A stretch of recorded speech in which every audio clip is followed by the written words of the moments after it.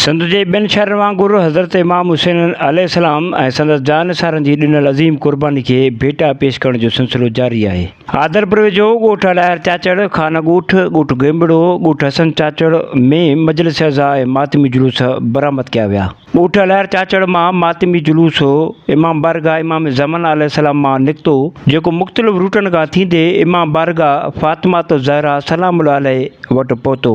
इमाम बारगाह फ़ातिमा ज़हरा मां निकितल मातमी जुलूस मुख़्तलिफ़ रूटनि खां थियण बाद इमाम बारगाह फ़ातिमा ज़हरा सलामुल्लाह अलैह वटि वापसि पहुतो, जिते मजलिस अज़ा बर्पा कई वई। हिन मौक़े ते अॻुवाणी टाइम न्यूज़ सां ॻाल्हाईंदे चयो त अऊज़ु बिल्लाहि मिनश शैतानिर रजीम बिस्मिल्लाहिर रहमानिर रहीम। हुसैन क़ाल रसूलुल्लाह सल्लल्लाहु अलैहि वसल्लम हुसैन मिन्नी व अना मिनल हुसैन। रसूल सल्लल्लाहु अलैहि वसल्लम फरमायो, मां हुसैन मजा ऐं हुसैन मूं मजा आहे। ही आज़ादारी, ही मजलिसूं, ही बर्पा, ही जेका असां आज़ादारी कयूं था पिया, इहा असां मौला इमाम हुसैन जी शहादत जेका अॼु 10 मुहर्रम ते थी ऐं 72 शोहदा जेके अॼु हिन करबला जी ज़मीन ते बेगुनाह कुठा विया, उन्हनि जी यादि में ही असां जुलूस अज़ा हर साल, जीअं हिन साल बि 10 मुहर्रम हराम ते कढियो वियो आहे। ऐं हीअ जेको जुलूस अज़ा आहे, असांखे हिन जुलूस अज़ा जे लाइ असांखे ख़ासि दुआ आहे फ़ातिमा ज़हरा सलामुल्लाह अलैहा जी। जॾहिं मौला इमाम हुसैन जी विलादत थी हुई त रसूल ख़ुदा बचड़े खे मौला इमाम हुसैन खे हथनि ते खयो, हथनि ते खणी रोइनि पिया। जॾहिं रोइनि पिया त बि फ़ातिमा पुछियो, बाबा रो छो था? जॾहिं ॿार ॼमंदो आहे त सभु ख़ुशि थींदा आहिनि।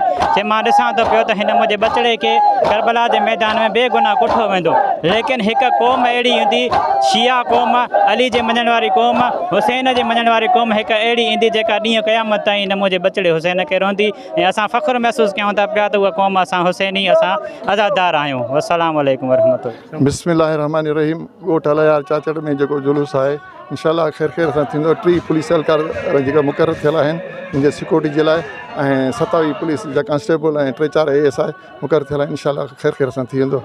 ही जुलूस 10 मुहर्रम हराम जो मरकज़ी जामिया मस्जिद व इमाम बारगाह इमाम ज़मान अलैहिस्सलाम ॻोठ अलायर चाचड़ रुख फारम घोटकी खां बरामद थींदो आहे।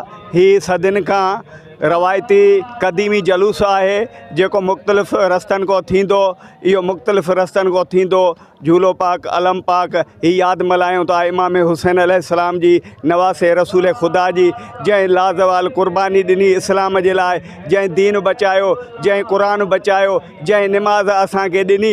यज़ीद मलऊन क़ुरान ऐं निमाज़ खे ख़तमु करणु चाहे पियो, दीन इस्लाम खे ख़तमु करणु चाहे पियो, 1,24,000 अंबिया इकराम जी महिनत खे ख़तमु करणु चाहे पियो। इमाम हुसैन अलैहिस्सलाम मदीने खां, मके खां करबला मौला अची उनखे ॿुधायईं त मां अॼु ज़िंदा आहियां नवासे रसूल, जेको मां दुआनि सां आयो हुउमि, अलाह साईं मूंखे मोकिलियो हुयो, जेको मां तुंहिंजो मुक़ाबिलो कंदुमि। छो न मूंसां 72 फ़र्द आहिनि, मूंसां छो न 6 महीननि जा बचड़ा आहिनि, ऐं मांसां 4 साल जूं नियाणियूं आहिनि, बुज़ुर्ग आहिनि 70 साल जा। पोइ बि मां इस्लाम जे लाइ 70 इहे लखनि फ़ौज सां मां मुक़ाबिलो कंदुमि ऐं कंदो रहंदुसि, ऐं मुंहिंजो इस्लाम ज़िंदा रहंदो। तूं मरदूद फना थी वेंदे, तूं क़यामत ताईं लानती थी वेंदे, ऐं मां हुसैन ज़िंदा थी वेंदुमि। मजलिस अज़ा खे ख़िताब कंदे अॻुवाणी चयो त हज़रत मोहम्मद मुस्तफ़ा सल्लल्लाहु अलैहि वसल्लम जन जी हदीस मुबारक आहे त हज़रत इमाम हुसैन अलैहिस्सलाम हिदायत जो चिराग ऐं निजात जी कश्ती आहिनि। अगरि कंहिंखे हिदायत घुरिजे त हज़रत इमाम हुसैन अलैहिस्सलाम जे दर ते अचे, उनखे हिदायत मिली वेंदी। अगरि कंहिंखे निजात घुरिजे त हज़रत इमाम हुसैन अलैहिस्सलाम जे दर ते अचे, उनखे निजात मिली वेंदी। हिदायत ऐं निजात जो मर्कज़ हज़रत इमाम हुसैन अलैहिस्सलाम आहे। मजलिस जे आख़िर में अज़ादारी ऐं दुआए ख़ैर घुरी वई ऐं बाद में न्याज़ तस्कीम कयो वियो। मजलिस अज़ा ऐं मातमी जुलूस जे सिक्योरिटी जा इंतज़ाम इंतहाई सख़्तु कया विया हुआ। कैमरामैन गुलाब अली कलवड़ सां गॾु माजिद अली कलवड़, टाइम न्यूज़, आदलपुर।